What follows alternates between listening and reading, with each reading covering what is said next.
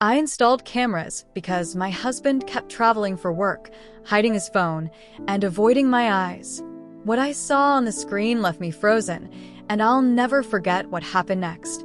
Welcome to Cheat Sheet Tales, where loyalty dies, lies bleed out, and the truth hits like a slap to the face. These aren't just stories. They're confessions soaked in betrayal and regret. Ever spotted a red flag when it was already too late? Say it in the comments. Let's tear into today's tale. I never thought I would be that woman, the one who secretly watches her husband, wondering if the love of her life has someone else. But here I was, sitting alone in the faculty lounge after class, staring at my phone while trying to push away the gnawing feeling in my gut and failing miserably. My name is Claire Walker. I am 33 years old, a first grade teacher at a small elementary school in Portland, Maine. I love my job. I love my students. And I used to love my life with an easy kind of certainty. For almost 10 years, my husband Ethan and I built what I thought was a happy, stable marriage.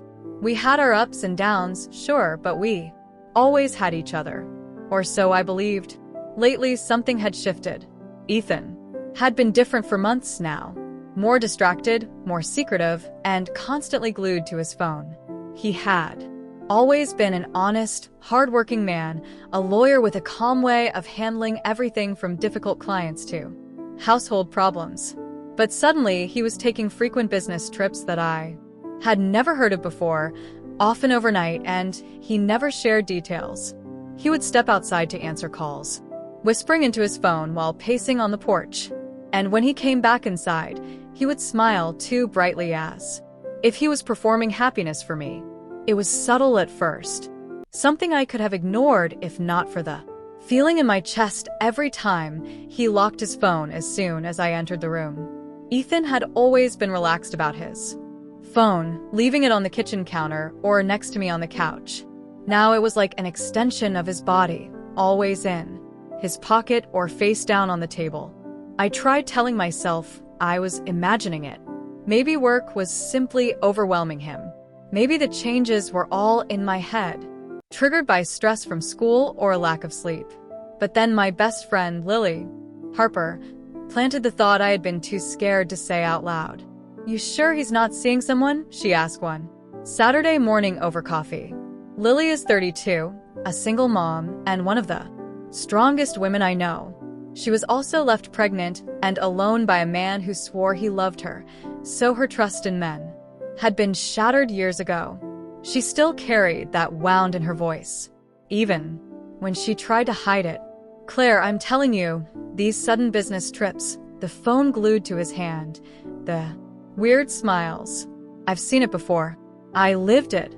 I hated that her words found a home inside me. They latched onto every memory of Ethan coming home late, every vague text message he refused to explain, every distant look when he thought I wasn't watching. The worst part, I didn't know if Lily was wrong. I stared at the wedding ring on my finger that evening as Ethan packed another suitcase for yet another overnight client meeting. He smiled when I asked where exactly he was going, but gave me no clear answer.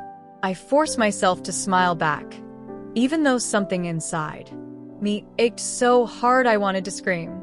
I wanted to believe him. I really did. But a seed of doubt had been planted, and it was growing fast, twisting itself into every thought I had. I lay awake at night imagining him with another woman, laughing, touching, living a life I didn't know about. And once that kind of image forms in your mind, it's almost impossible to erase. I loved Ethan, but for the first time since I met him, I wasn't sure if he still loved me. And that uncertainty, it was enough to make me do something I never imagined I would. Before all of this, before the secrecy, the late-night phone calls, and the hollow smiles, Ethan was my safe place. We met when I was 21, still in college, still figuring out who I wanted to be. I was the shy girl who always sat in the back of the lecture hall with my notebooks perfectly organized, but hardly ever raised my hand. Ethan, on the other hand, was impossible to ignore. He had this magnetic presence, Not loud or arrogant, but warm and full of life. Back then, he wasn't a lawyer. He was a musician playing guitar in a small band that performed in little bars and coffee shops along the coast. I met him one rainy Friday evening in a cafe by the harbor. I was there studying for an exam, trying to block out the storm outside when his voice cut through the chatter. He was on stage with a guitar singing a cover of a song I loved. Something about the way he sang calm, but full of soul, made me look up, and then he looked at me and smiled. After the set, he walked straight to my table. "You looked like you needed a break from whatever you're reading," he said with that same easy grin. I was blushing so hard I could barely answer. We talked until closing time, and I left that cafe knowing my life had just shifted. From that night on, we were inseparable. He wrote me little songs on his guitar. I made him study flashcards for his law prerequisite classes when he decided to apply to law school. When I found out I was pregnant a year later, I panicked. I thought it would derail his dreams. But Ethan didn't hesitate. He said, "Then we build a dream together. You, me, and this baby." He gave up the band. He gave up late nights in crowded clubs and the possibility of a music career because he wanted stability for us. He went to law school and worked part-time, juggling classes and jobs. While I finished my teaching degree, it was hard. Some days, we barely had enough money to cover groceries, but we were happy because we had each other.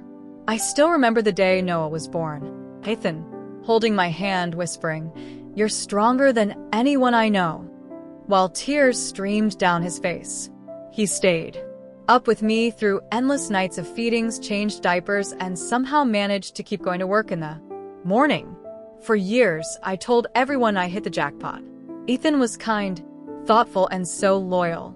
It almost embarrassed me when Lily compared her string of failed relationships to what I had. But looking back now, maybe that's why it hurts so much to see him change. Because we weren't just husband and wife. We were a team. We had survived our 20s together, building a life out of nothing. We had a sweet little house, a 7-year-old boy who adored his dad, and a rhythm that worked. We didn't have wild parties or exotic vacations, but we had late-night takeout on the porch, moving marathons and pajamas, and afternoons chasing Noah around the yard. That life was enough for me. It had always been enough. So, why wasn't it enough for him anymore? Those nights when he said he had to travel for work, I would lie in bed and remember the boy who used to write songs for me, who once promised he would never hurt me. I could still see him sitting on the edge of our bed, tuning his guitar, smiling at me like I was the only person in the world. That memory used to feel like home. Now it felt like something slipping through my fingers, something I might never get back. I tried to rationalize it. People change. Jobs get stressful. Marriages evolve. But deep down, I miss the man who once held my face in his hands and said, "You're my whole life, Claire." I miss the simplicity of those early years when the only secrets between us were what kind of birthday cake I was planning or what song he was learning for me. The distance I felt now didn't just scare me. It broke me in ways I couldn't explain. Because if a man who once gave up everything for you can grow distant, if the love you believed in can falter this easily, what does that say about everything you built together? I lay awake thinking about it, clutching my pillow as though it could hold me together. And I whispered to the dark, "What happened to us, Ethan? What happened to the life we promised each other?" I didn't have an answer. All I had was the sinking feeling that I was losing him and the terrifying thought that maybe I already had. Lily Harper had always been my truth teller, even when I didn't want to hear it. She had been through her own heartbreak, a man who promised her the world only to vanish when she was pregnant with her daughter. That betrayal shaped her view of men, leaving her fiercely independent but undeniably bitter. One afternoon I sat at her kitchen table while Noah played with her little girl, coloring pictures on the floor. Lily poured coffee into mismatched mugs, her eyes narrowing as I told her about Ethan's Late nights and sudden work trips. You sure he's not seeing someone? She asked, leaning back in her chair like she already knew the answer. I froze. Lily, Ethan's not like that. She gave a humorless laugh. That's what I thought about Jason. He swore he was faithful to, right up until I found his second phone. Her words landed like stones in my stomach. You don't know Ethan, I said softly, but even I heard the waver in my voice. Listen, Claire. I'm not saying he's guilty, Lily continued, her tone softening, but the phone glued to his hand, the trips that make no sense. People don't just change for no reason. Something's going on. I wanted to snap at her, tell her to stop projecting her past onto my life. But instead I sat there in silence because she wasn't wrong about the changes in Ethan. I started noticing every little thing I had brushed off before. The way he smiled at his phone and quickly turned it face down when I walked into the room. How he lingered outside to take calls, he said, were work-related. How he smelled faintly of cologne he hadn't worn in years when he came home from meetings. One day, fate twisted the knife a little deeper. I bumped into one of Ethan's old colleagues at the grocery store, a man named Peter, who had always liked to chat. I mentioned Ethan's frequent travel, joking about how busy law firms must be. Peter looked puzzled. Travel? We haven't had any out-of-town cases in months. That night, when Ethan said he had to leave early for yet another client visit, I stared at him differently. My husband, the man who once held nothing back, was now someone I couldn't read at all. The more I thought about Lily's warning, the more it made sense. She had planted a seed of doubt, and it grew quickly, wrapping itself around my heart until I couldn't breathe without wondering who Ethan was texting or where he really was when he claimed to be working. I hated myself for it. I hated Lily a little for saying it out loud. And most of all, I hated the cold truth. I didn't trust my own husband anymore. That night, I lay in bed long after Ethan left for his trip. Noah was asleep down the hall, the house too quiet, too still. I stared at the ceiling and whispered to myself, what if he's with someone else right now? What if he's holding another woman the way he used to hold me? Tears prickled my eyes, but I didn't cry. Instead, I grabbed my phone and texted Lily. What would you do if you were me? She replied almost instantly. I'd find out the truth. And that was the moment. Something inside me shifted. I wasn't just scared anymore. I was determined. If there was a secret, I was going to uncover it.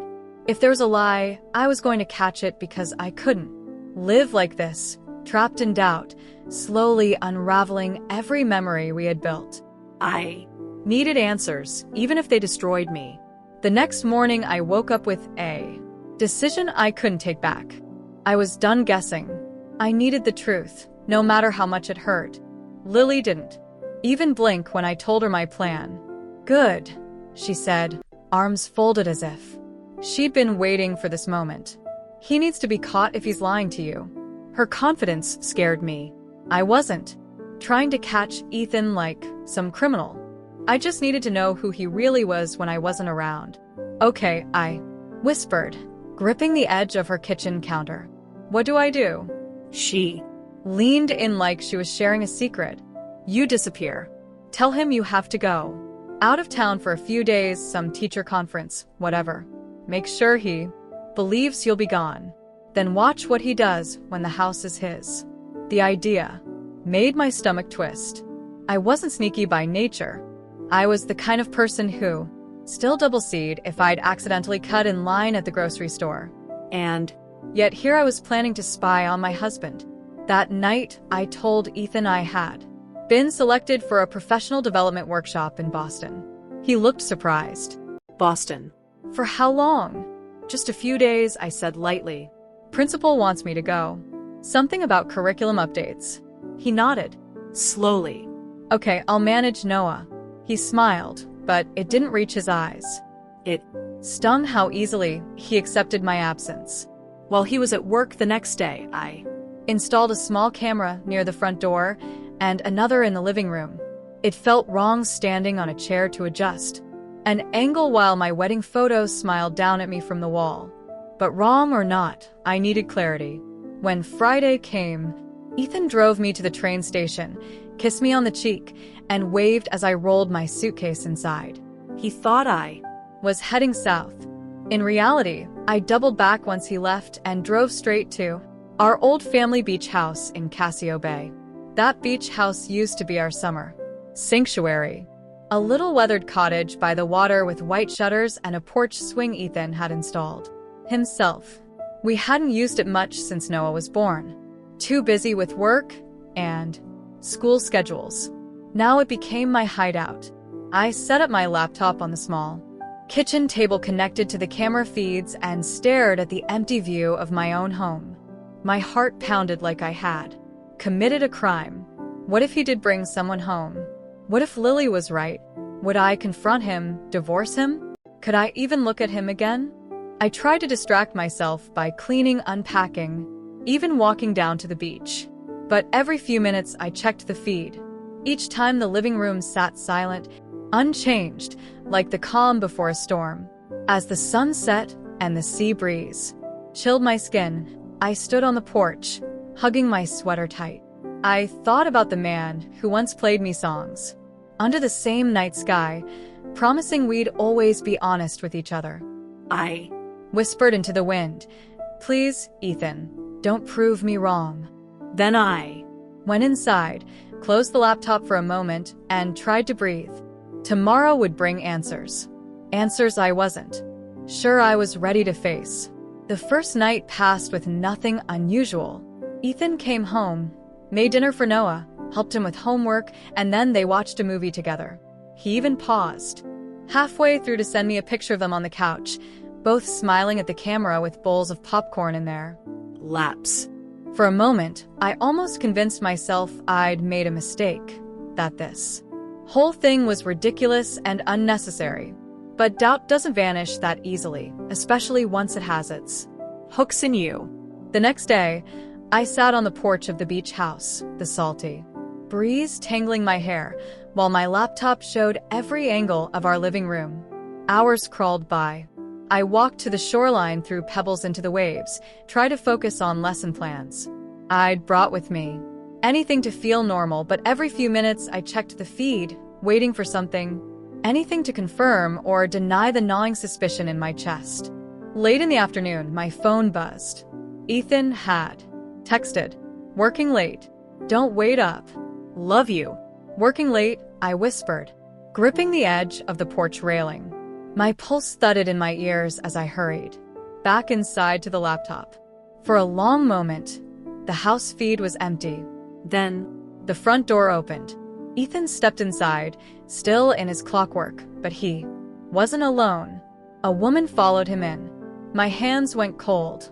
She was young, maybe mid-20s, with long brown hair and a nervous look on her face.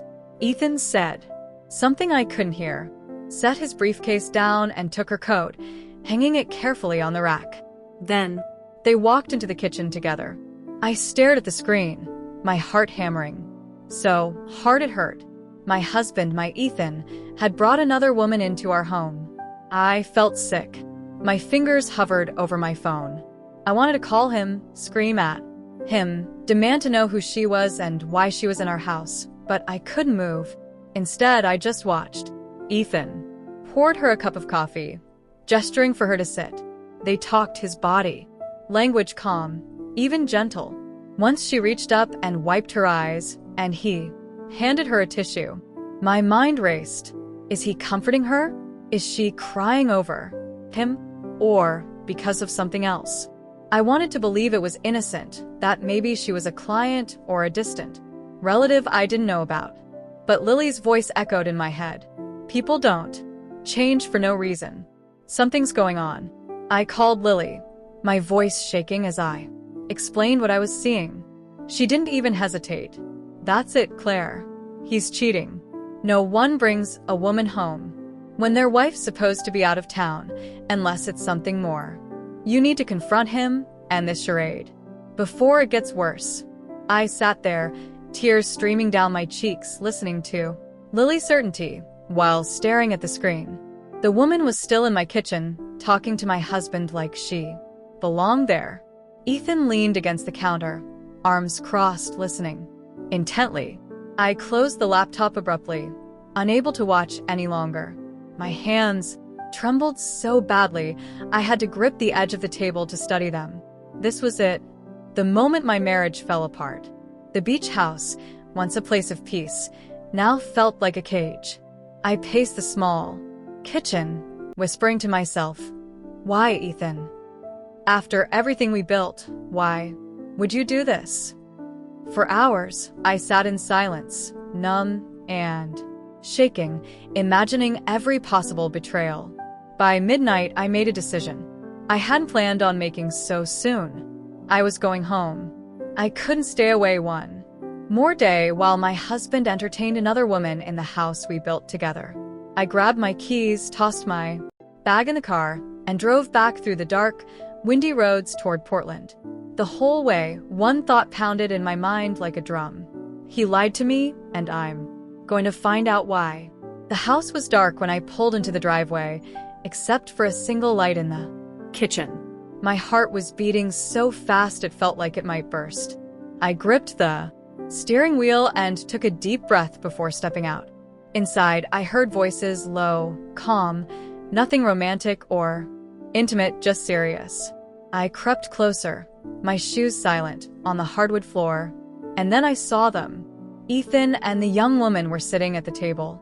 She was crying again, dabbing her eyes with tissues while Ethan sat across from her, his hands folded, his face lined with concern. I froze in the doorway. "Ethan." They both looked up, startled.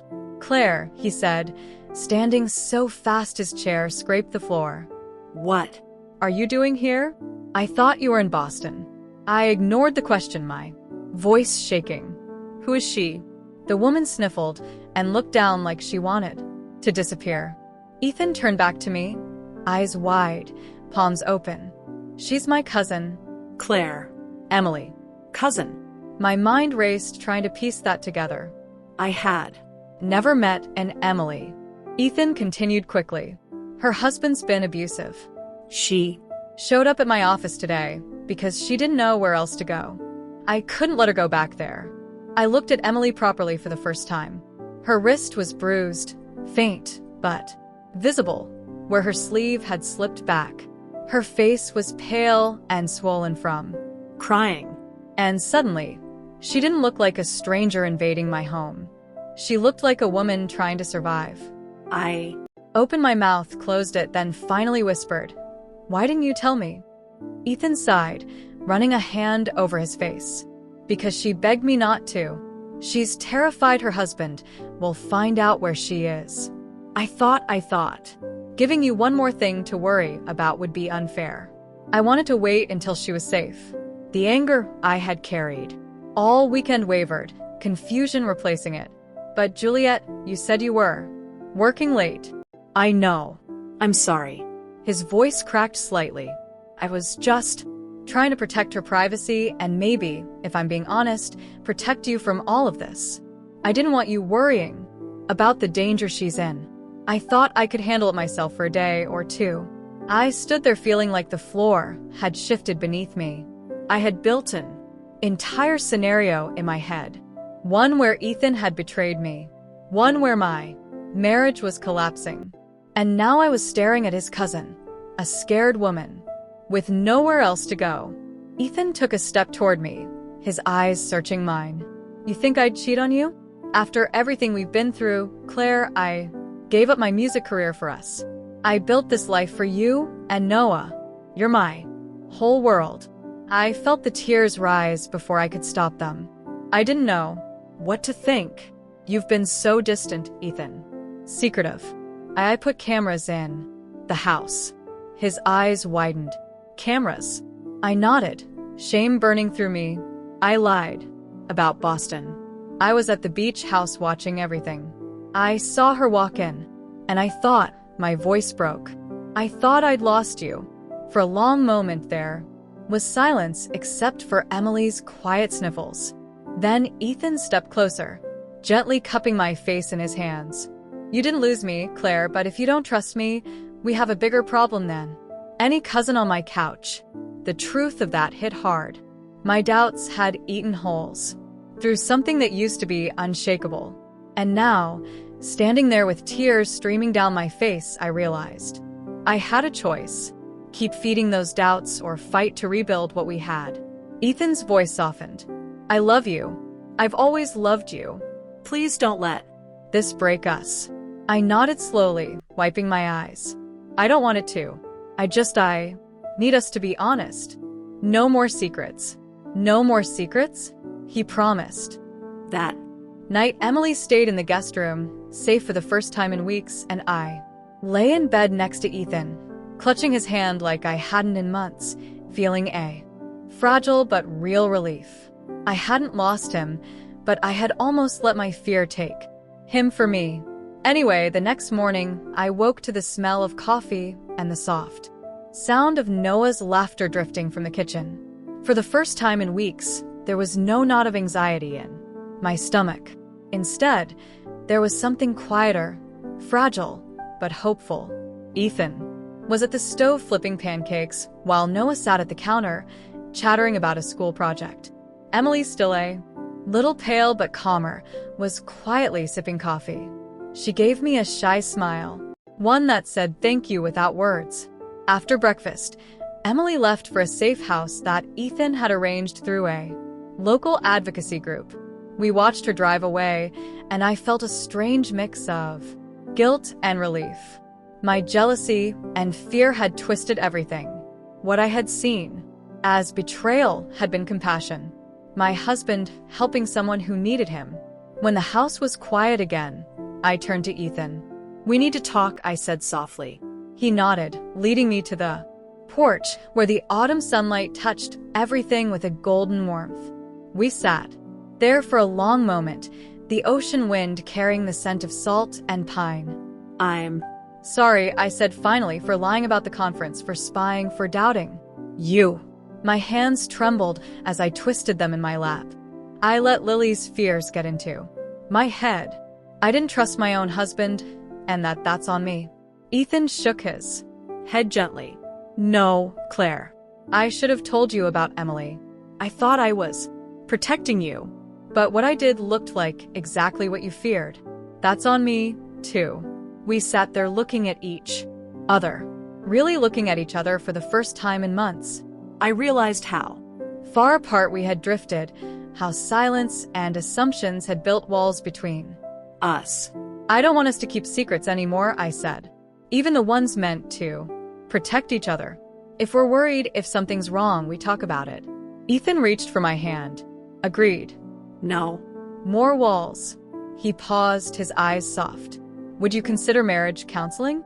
Not because we're broken, but because I don't want us to get lost like this again. I blinked, surprised, then nodded. Yes, I'd like that. In the weeks that followed, we began to heal, not instantly, not perfectly, but with intention. Counseling forced us to say things we'd both been holding back. My lingering insecurity since Noah's birth, Ethan's stress about work, and his fear of letting me down. We learned to listen, not just hear. I also had a long talk with Lily. She looked ashamed when I told her what had really happened. I'm so sorry, Claire, she whispered.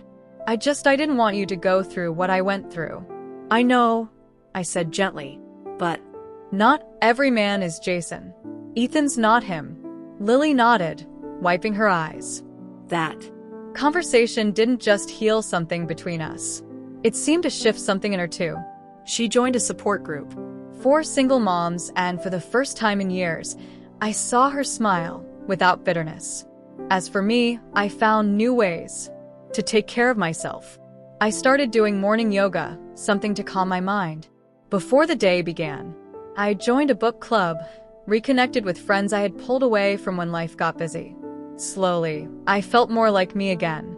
Not the anxious wife waiting for disaster, but the woman who had once fallen in love with a musician who gave up everything for family.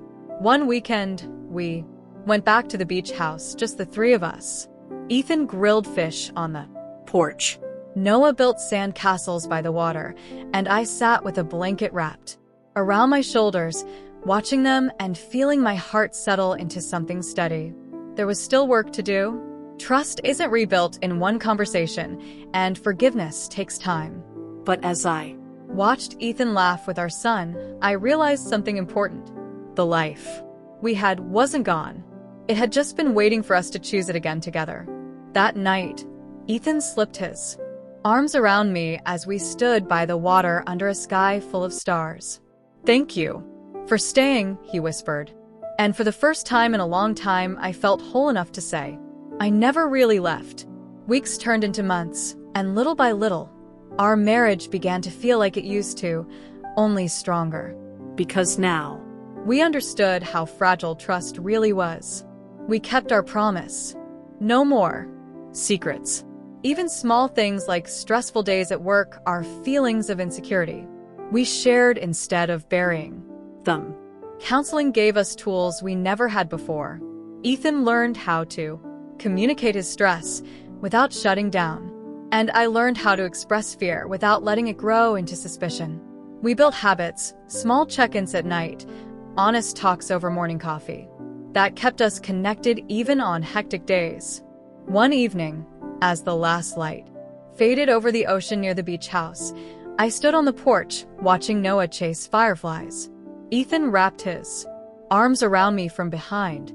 "Do you ever think about that weekend?" he asked quietly. I nodded. All the time, but not the way I used to.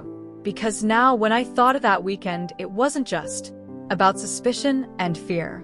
It was also about what came after. The choice to stay, to rebuild, to heal together. "I almost lost us, Ethan," I whispered. "Not because of what you did, but because of what I believed." He turned me gently to face him, his eyes warm and steady. "We both made mistakes, but look where we Are now. And he was right. That beach house, once a place where I had hidden from the truth, had become our sanctuary again. It wasn't haunted by doubts anymore. It felt like home. Even Lily changed. She stopped seeing men as threats and started seeing her own worth again. She told me one night over wine, "Watching you two work through that, it made me realize I'd been living in fear for too long." She smiled. Truly smiled, something I hadn't seen in years. The truth is, every marriage faces storms, some bigger than others. Ours came from silence and fear, but it taught us that healing isn't about pretending nothing happened. It's about choosing to face the hard parts and love each other through them.